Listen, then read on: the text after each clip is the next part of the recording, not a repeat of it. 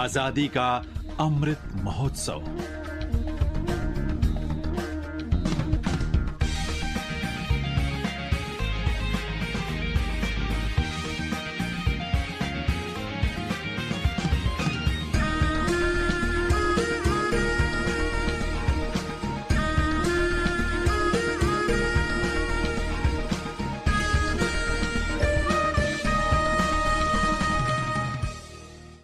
श्रोताओं नमस्कार। आज़ादी का अमृत महोत्सव श्रृंखला के अंतर्गत हम आपकी मुलाकात अलग अलग लोगों से कराते हैं, अलग अलग नौजवानों से कराते हैं, बड़ों से कराते हैं, जिन्होंने देश के लिए योगदान दिया है या योगदान दे रहे हैं या फिर कुछ ऐसा हटके कर रहे हैं जो देश के आज़ादी के 75 वर्षों को यादगार बनाता है।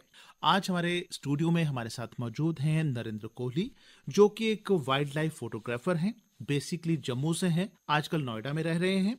तो ये आज़ादी के अमृत महोत्सव इस वर्ष में क्या खास करने जा रहे हैं, इसी के बारे में आज हम बात करेंगे। नरेंद्र कोहली, आपका आज के इस कार्यक्रम में स्वागत है। सबसे पहले हमने जैसे अपने श्रोताओं को बताया कि आप वाइल्ड लाइफ फोटोग्राफर हैं। ये वाइल्ड लाइफ फोटोग्राफर बेसिकली होता क्या है? मेरे हिसाब से वाइल्ड लाइफ फोटोग्राफर जो वाइल्ड लाइफ को क्लिक करके बेटर तरीके से लोगों के सामने प्रेजेंट कर सके और उस फोटोग्राफ्स को देख के लोग जो है इंस्पायर हो, तो वो मेरे हिसाब से वाइल्ड लाइफ फोटोग्राफर है। क्योंकि अगर हम देखें तो फोटोग्राफर वही है जो किसी भी सब्जेक्ट को एक अच्छी तरह से प्रेजेंट कर सकता है, किसी कॉमन से कॉमन चीज़ को भी। तो वाइल्ड लाइफ फोटोग्राफर मेरे हिसाब से वो है जो एक नॉर्मल वाइल्ड लाइफ जो हम देखते हैं उसको भी एक सुंदर तरीके से अगर प्रेजेंट कर सके पब्लिक के सामने, जिससे पब्लिक इंस्पायर हो और उसको प्रोटेक्ट करने के लिए, उसको कंजर्व करने के लिए एफर्ट करे, तो मेरे हिसाब से वो वाइल्ड लाइफ फोटोग्राफर। जी, आप as a wild life photographer आज़ादी का अमृत महोत्सव के लिए क्या करने की आपने ठानी है और क्या आप कर रहे हैं, इसके बारे में भी हम बात करेंगे। सबसे पहले, देश की आज़ादी के 75 वर्ष पूरे होने पर ये जो हम आज़ादी का अमृत महोत्सव मना रहे हैं, इसको as a youth, as an Indian, आप किस तरह से देखते हैं इस सेलिब्रेशन को? मैं तो यही कहूँगा कि 75 साल पूरे होने एक बहुत बड़ा माइलस्टोन है हमारी पूरी कंट्री के लिए, और आई थिंक सारे देशवासियों के लिए एक बहुत ही बड़ी अचीवमेंट है। तो हर इंसान को अपनी अपनी नॉलेज के हिसाब से या अपनी स्पेशलिटी के हिसाब से कंट्रीब्यूट जो है वो करना चाहिए। तो इसी तरह मैं कोशिश यही कर रहा हूँ कि मैं वाइल्ड लाइफ फोटोग्राफी करता हूँ, मेरा एक फोटोग्राफी क्लब है, तो हम यही कोशिश कर रहे हैं कि हम ज़्यादा से ज़्यादा लोगों को इसके अंदर इन्वॉल्व कर सकें। पिक माई नेचर करके एक मेरा एनजीओ भी है, उसके अंदर हम ये कोशिश कर रहे हैं कि हम जाके 75 वर्कशॉप्स कंडक्ट करें, उन लोगों को इन्वॉल्व करें जो यंगस्टर्स हैं, ताकि वो आगे जाके एक लॉन्ग लास्टिंग इम्पैक्ट क्रिएट कर सके। They are in love with nature and wild life. जी, तो एक तो ये हो गया। दूसरा, मैं कोशिश यही कर रहा हूँ कि मैं 75 विजिट्स करूँ डिफरेंट पार्क्स में, डिफरेंट नेशनल पार्क्स में, और ज़्यादा से ज़्यादा अपने साथ लोगों को लेके जा सकूँ। और हाँ, एक बहुत इंपॉर्टेंट चीज़ जो मैं करने वाला हूँ वो है 75 क्लिक्स जी, मैं जो है डेडिकेट करूँगा अपने नेशन को आने वाले दिनों में। जी। तो ये 3 चीज़ें मेरे दिमाग में हैं। Let's hope for the best. जी, तो आपने आज़ादी का अमृत महोत्सव मनाते हुए 75 क्लिक्स, 75 विजिट्स और 75 वर्कशॉप्स जो है लोगों को वन्य जीवन के महत्व के बारे में जागरूक करने के लिए ये आपने ठानी है, और हम आपको शुभकामनाएं देते हैं कि आप इस मकसद में कामयाब हों और जो जागरूकता आप फैलाना चाहते हैं वो जागरूकता फैलाई जाए। अब जैसे कि वाइल्ड लाइफ फोटोग्राफर हैं आप, तो नेचुरली वो शब्द से ही पता चलता है कि आप जंगलों में जाएंगे, दूर इस तरह के इलाके में जाएंगे जहां पर आपको जंगली जानवर, पशु पक्षी वगैरह वैसा वातावरण आपको मिल सके। तो आपने जिस तरह से बताया कि आपने एक एनजीओ भी बनाई है, तो वो एनजीओ किस तरह से काम करती है, उसमें कितने लोग शामिल हैं और कैसे कैसे वो काम करती है? ये जो एनजीओ मैंने स्टार्ट किया है पिक माई नेचर फाउंडेशन के नाम से, ये हमारा कॉन्सेप्ट क्या है, हम 3 चीज़ों के ऊपर फोकस कर रहे हैं: nature, environment and wild life. जी, इन 3 चीज़ों के ऊपर हमारे को अवेयरनेस जो है वो क्रिएट करनी है। और ये अवेयरनेस क्रिएट करने के लिए हम डिफरेंट स्कूल्स, कॉलेजेस में जाके हम अवेयरनेस सेशंस कंडक्ट करते हैं, वर्कशॉप्स कंडक्ट करते हैं। मैं पिछले 4-5 साल से ऑलरेडी वर्कशॉप्स कंडक्ट कर रहा हूँ। मैंने डिपार्टमेंट ऑफ एजुकेशन के लिए काफ़ी सारी वर्कशॉप्स कंडक्ट करी हैं। वेंकटेश्वरा स्कूल है द्वारका के अंदर, वहाँ पे मैंने अभी रिसेंटली वर्कशॉप स्टार्ट करी हैं। सिमिलरली मैं कॉर्पोरेट्स के अंदर जाके ये अवेयरनेस सेशंस जो है वो कंडक्ट करना चाहूँगा, क्योंकि अगर हम देखें हमारे SDG गोल्स हैं, यूनाइटेड नेशंस ने सभी नेशंस को 17 गोल्स दिए हैं। उनमें से कुछ गोल्स जो हैं वो वाइल्ड लाइफ और नेचर और एनवायरनमेंट से रिलेटेड है।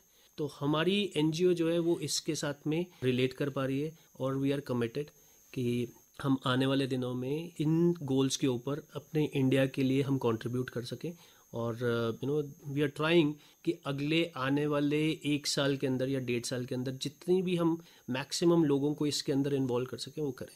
अभी मेरी जो कम्युनिटी है पिकमा नेचर की, उसमें हम around 400 plus wild life enthusiasts हैं, कुछ नेचर कॉन्जर्वेशनिस्ट हैं या आप ये कह सकते हैं कॉन्जर्वेशन एक्टिविस्ट हैं। तो ये सब लोग जुड़े हुए हैं। हमारा मोटो यही है, let's spread love for nature and wild life. जी, आपने बताया नरेंद्र कोहली कि आप अलग अलग एजुकेशन इंस्टीट्यूट्स में जाते हैं, कॉलेजेस में जाते हैं, बच्चों को, नौजवानों को समझाते हैं। आपका मकसद है उनको वाइल्ड लाइफ की इंपॉर्टेंस के बारे में अवेयर करना। कभी आपको बड़ी उदासी होती है कि लोग दे हार्डली बॉदर, नेचर है या वाइल्ड लाइफ है तो उसका कोई हमारी लाइफ के साथ सरोकार नहीं है, कभी ऐसा? थोड़ा सा डिसअपॉइंटमेंट ज़रूर होती है कि आज की डेट के अंदर अगर आप मेट्रो सिटीज़ में, मैं मेट्रो सिटी को बिलोंग करता हूँ, तो मैं देखता हूँ कि हर बंदा जो है वो भाग रहा है, सुबह से लेके शाम तक भाग रहा है। ना तो अपनी फैमिली के लिए टाइम है, ना ही अपने लिए टाइम है। तो forget about wild life and nature, वो तो बहुत दूर की चीज़ें हैं। तो डेफिनेटली थोड़ा सा हमारे को डिसअपॉइंटमेंट होता है। बट जब मैंने ये एनजीओ स्टार्ट किया था तो मेरे दिमाग में यही था कि there has to be a start, right? किसी ना किसी को तो स्टार्ट करना पड़ेगा। तो मैंने ये प्रोजेक्ट स्टार्ट किया नेचुरल नेबरहुड के नाम से, कि उसका कॉन्सेप्ट यही है कि जो नेबरहुड है हमारे को कहीं कंजर्वेशन या वाइल्ड लाइफ प्रोटेक्शन की अवेयरनेस के लिए हमारे को कहीं जंगल में जाने की ज़रूरत नहीं है। Nature is around you, right? अभी जब कोविड के टाइम पे लोगों को ऑक्सीजन नहीं मिल रहा था तो लोग 1-1 लाख रुपया सिलेंडर के लिए देने, ऑक्सीजन सिलेंडर के लिए। तो अब आप ये देखो कि आप इन चीज़ को देखो कि एक पेड़ अगर आप लगाते हो तो वो कितना ऑक्सीजन देता है और कितने साल तक देता है। तो यही मेरे हिसाब से ये कॉन्सेप्ट जो है ये समझाने बहुत ज़रूरी है। और अगर हम नहीं सोचेंगे नेचर के बारे में तो nature knows how to correct itself, जी, राइट? तो आप उत्तराखंड में देख लीजिए क्या हुआ। ये जो बाढ़ आती है या फिर जो लैंडस्लाइड्स होती हैं, this is all result of हमारे जो किए हुए पाप है। जी जी जी जी, तो कर्मों का फल हमें भुगतना पड़ता है। हम अपने स्वार्थ के लिए प्रकृति के साथ छेड़खानी करते हैं और उसका जो असर होता है वो तबाही और प्रलय के रूप में हमारे साथ होता है। बिल्कुल। अपने सुनने वालों के लिए एज अ लेमैन, एक पर्सन, आदमी है, वो देखता है हमारे इर्द गिर्द हैं, पेड़ पौधे हैं, पशु पक्षी हैं, जीव जंतु हैं और जंगलों में जंगली जानवर भी हैं। मैं चाहूँगा कि आप कोई उदाहरण दे के लोगों को समझाइए कि ये मत समझिए कि हमारे पास जंगल है और जंगलों में जानवर हैं, बस उनका उतना ही महत्व है। एक मधुमक्खी का मानव जाति की सलामती के लिए कितना असर है, इसी तरह भालू है, शेर है, चीता है, तितलियां हैं, छोटे छोटे जीव जंतु हैं, उन्हीं की वजह से धरती पर जीवन है। मैं चाहूँगा कि आप अपने अनुभव से और अपनी जानकारी से सुनने वाले को भी बताइए कि हमारे पास जो भी प्रकृति का दिया हुआ पेड़ पौधा, जड़ी बूटी, पशु पक्षी वगैरह है, उसका क्या महत्व है मनुष्य जाति के जीवित रहने के लिए। जी, अगर हम देखें तो इंसान भी एक अगर हम फूड चेन, सब लोगों ने स्कूल में फूड चेन पढ़ा होगा, जी, राइट? वो सिर्फ किताबी बात नहीं है, वो बहुत ही एक लाइवली एग्जाम्पल है जो हमारे को समझना बहुत ज़रूरी है। अगर हम किसी भी चीज़ को इकोसिस्टम के अंदर उस फूड चेन को अगर हम डिस्टर्ब करते हैं तो सिर्फ हम उस स्पीशीज़ को इम्पैक्ट नहीं कर रहे, हम पूरी फूड चेन को इम्पैक्ट कर रहे हैं, हर एक इंसान। और मैं एक एग्जाम्पल देता हूँ आपको। अभी मेरे को याद है, मैं क्योंकि जम्मू से बिलोंग करता हूँ तो मैं गजनसू और आसपास के गांव में पहले बहुत जाता था। तो मैं जब गांव में जाके उस टाइम पे रुकता था, मैं 30-35 साल पहले की बात कर रहा हूँ, तो वहाँ पे हमारे को बहुत सारे वल्चर्स दिखाई देती थी। जो कार्कस जो है, जो डेड एनिमल्स का कार्कस है, उसके ऊपर वो फीड करती थी, जी। अब वल्चर जो है वो बहुत इंपॉर्टेंट रोल प्ले करती हैं हमारे इकोसिस्टम को प्रिजर्व करने के लिए। अगर इकोसिस्टम के अंदर वल्चर्स ना हो तो जिसको हम बोलते हैं कि डिजीजेस फैल सकते हैं, जी। हमारा वाटर जो है वो कंटेमिनेट हो सकता है, क्योंकि अगर उसके अंदर बैक्टीरिया जाएगा या डेड फ्लैश जो है उसके अंदर जाएगा और वल्चर्स नहीं खाएंगी उसको, तो it can lead to lot of problems, काफ़ी बीमारियां फैल सकती हैं। अब ये चीज़ over a period of time लोगों को समझ में तो नहीं आई। 20 साल के बाद अगर मैं देखता हूँ तो मेरे को तो आज की डेट में वल्चर्स दिखाई नहीं देती, बहुत कम दिखाई देती। अब उसका रीज़न, अब जब IUCN ने अपने रेड लिस्ट के अंदर वल्चर्स को इंक्लूड किया और देखा कि काफ़ी वल्चर्स जो हैं अब दिखाई नहीं दे रही हैं और बिल्कुल एक्सटिंक्शन के कगार पे खड़ी हैं। तो उन्होंने अब जो है काफ़ी सारे एफर्ट्स करना स्टार्ट किए हैं और इंडिया के अंदर भी पिछले 10 साल से ये एफर्ट्स चल रहे हैं। इनफैक्ट उससे पहले स्टडीज़ जो हैं वो स्टार्ट हुई थी कि वल्चर्स का रीज़न क्या है कम होने का। तो इन लोगों ने आइडेंटिफाई किया कि डिक्लोफेनेक सॉल्ट जो है वो यूज़ होता था as a anti inflammatory drug, जो कि हम कैटल्स को जो है वेटनरी डॉक्टर्स दिया करते थे ताकि वो सोजिश वगैरह जो इस तरह की चीज़ें उसको कम कर सके। अब वो आइडेंटिफाई हुआ कि वो क्योंकि वल्चर्स जो हैं वो फ्लैश खाती हैं तो वो उनके लिए जहर है। तो वो रीज़न था कि वो diclofenac was leading to the extinction of these vultures. तो अब वो एफर्ट स्टार्ट हुए हैं, लोगों के अंदर जागरूकता आनी स्टार्ट हुई है, ये ड्रग जो है वो बैन हुई है। अब थोड़ा सा हमने देखना स्टार्ट किया है कि कुछ ग्लिम्सेस दिखाई दे रहे हैं। जो 10 साल पहले वो एफर्ट स्टार्ट हुए थे, अब जाकर वो वल्चर जो हैं थोड़ा थोड़ा वापस आना स्टार्ट हुए हैं। और अभी मैंने रिसेंटली अपने सेक्टर 137 नोएडा के अंदर मैंने अपनी बालकनी से इजिप्शियन वल्चर जो है वो शूट करी थी जी। तो दीज आर गुड साइंस कि अगर हम कुछ एफर्ट डालते हैं और लोगों के अंदर जागरूकता बढ़ाते हैं तो डेफिनेटली वो रिजल्ट्स दिखाई देंगे। थोड़ा टाइम लगता है जी। तो प्रकृति ने जो भी हमें दिया है वो बिना वजह और खामखा नहीं दिया हुआ, उसका बड़ा महत्व है।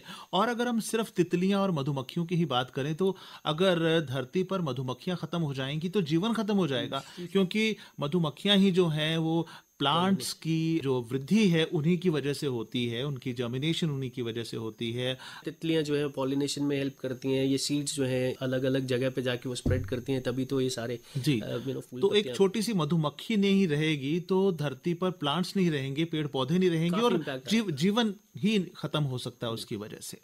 अब हम चलते हैं आपके ऐसे अनुभव जब आप जंगलों में जाते हैं, नेशनल पार्क्स में जाते हैं और वैसे भी आप अलग अलग जगहों पे जाते हैं, तो वहाँ काम करना कितना चैलेंजिंग होता है, कितना डिफिकल्ट होता है और किस तरह की चुनौतियाँ या खतरे आपको सामने आते हैं आपके?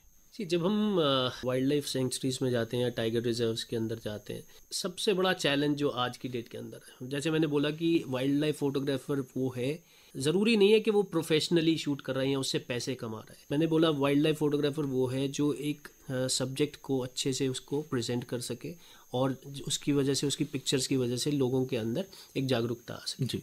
अब अगर हम टाइगर रिजर्व के अंदर जाते हैं और हम वो सब्जेक्ट, लेट्स से टाइगर को हम क्लिक करना चाहते हैं और पीछे जो है इतना भीड़ भड़क्का है, आज की डेट में इको टूरिज्म के नाम के ऊपर मेरे को ऐसा लगता है कि हमने बहुत ज़्यादा जो है छूट दे रखी है। टाइगर रिजर्व्स के अंदर खासकर या किसी भी जंगल के अंदर हमारे को एक डेकोरम मेंटेन करना बहुत ज़रूरी है। यहाँ पे जिप्सीज या इस तरह क्राउड इकट्ठा करना और टाइगर या फिर किसी भी जंगली जानवर को इस तरह से, मैं तो ये बोलूँगा कि हरास करते हैं जी। तो ये एक बहुत बड़ा चैलेंज है और मेरे को लगता है कि ये सिर्फ हमारे लिए चैलेंज नहीं है, उन जंगली जानवरों के लिए भी चैलेंज है। अगर हम सही समय पे कोई सही स्टेप नहीं लेंगे तो ये आने वाले दिनों में ये टाइगर्स के लिए, जो हमारा नेशनल एनिमल है, उसके लिए भी घातक हो सकता है जी। तो मेरे हिसाब से एक तो ये सबसे बड़ा रीज़न। सेकेंडली मैं ये बोलूँगा कि थोड़ा जंगल में जाते हैं तो ऑब्वियसली वो थ्रिल तो रहता ही है, क्योंकि हम टाइगर जो है वो इट्स नॉट लाइक अ जू जी कि हमारे सामने बैठा होगा जी। तो हम काफ़ी बार हमारे को जो है काफ़ी वेट करना पड़ता है एक ही जगह पे। अगर हमारे को पता है कि इस एक एरिया के अंदर टाइगर है तो वो कॉल आती है, या तो डियर की कॉल से हम पहचानते हैं या फिर सांबर डियर की कॉल से हमारे को पता चलता है, या मंकी की कॉल या लंगूर की कॉल से हमारे को पता चलता है। बर्ड्स भी अलग अलग साउंड करते हैं, तो उससे हमारे को थोड़ा सा आइडिया होता है कि इस एरिया में टाइगर है।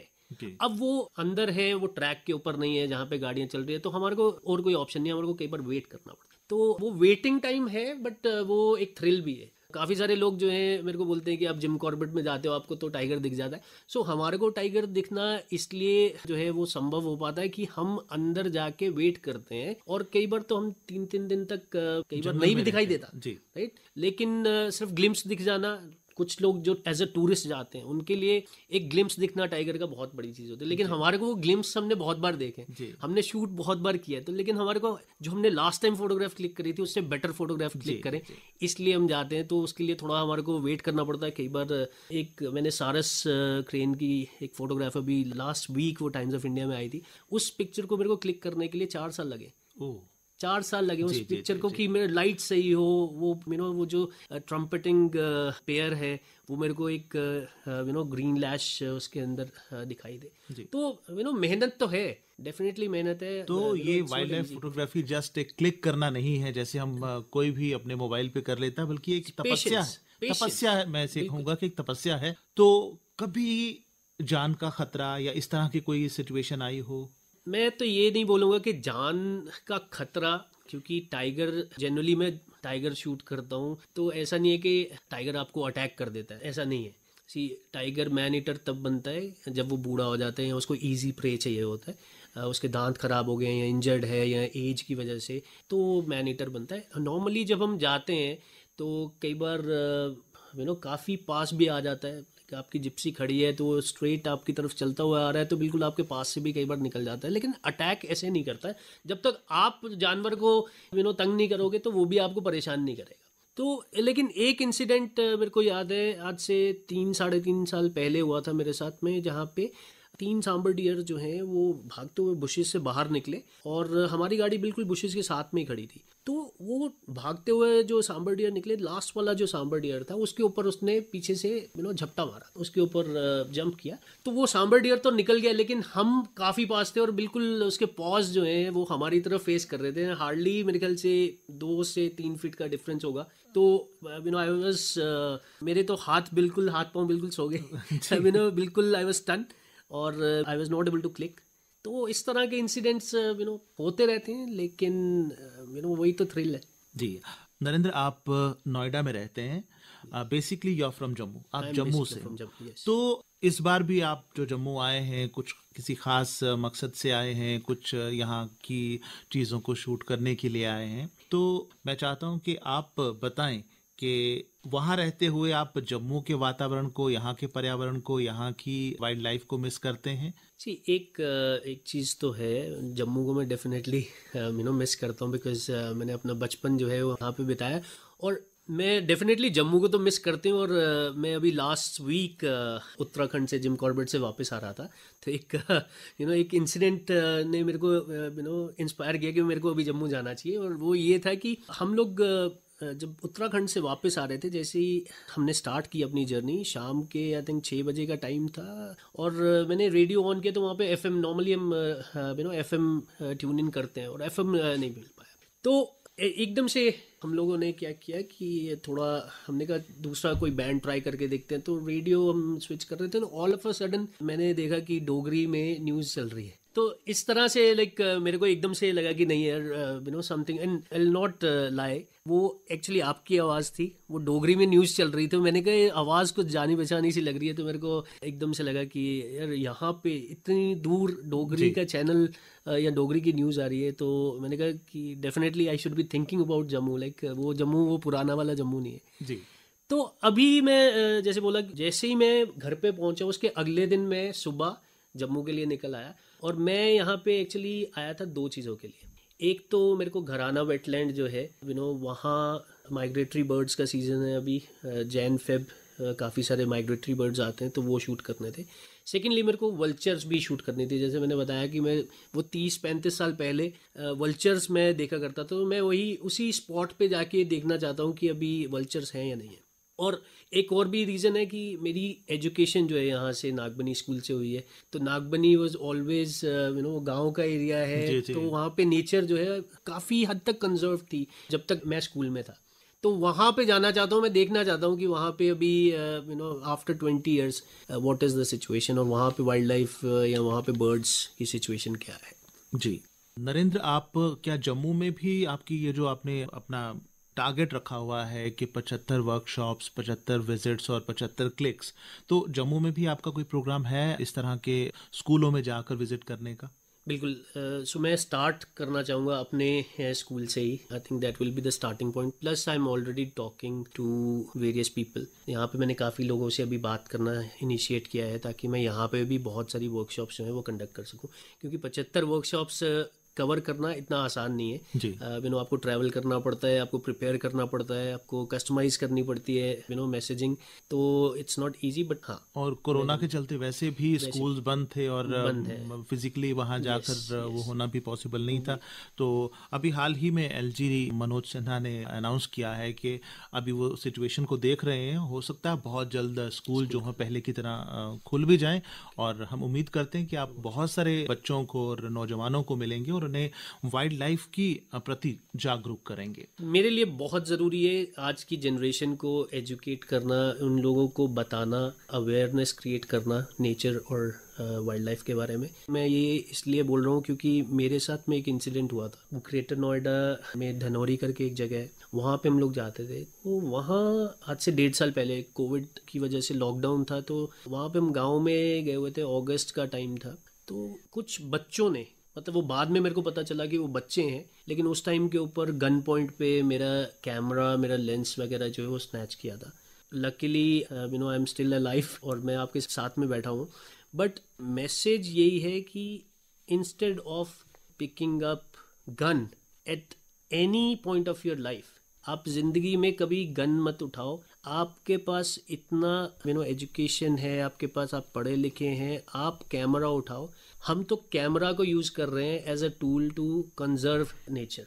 हमारे साथ में आके जितने ज़्यादा से ज़्यादा बच्चे आके कैमरा उठाएंगे, आई थिंक ये वर्कफोर्स और ये एक टास्क फोर्स जो है उतनी, मैं बोलूँगा, कामयाब होगी हमारे नेशन में नेचर और वाइल्ड लाइफ को प्रोटेक्ट करने के लिए। जी।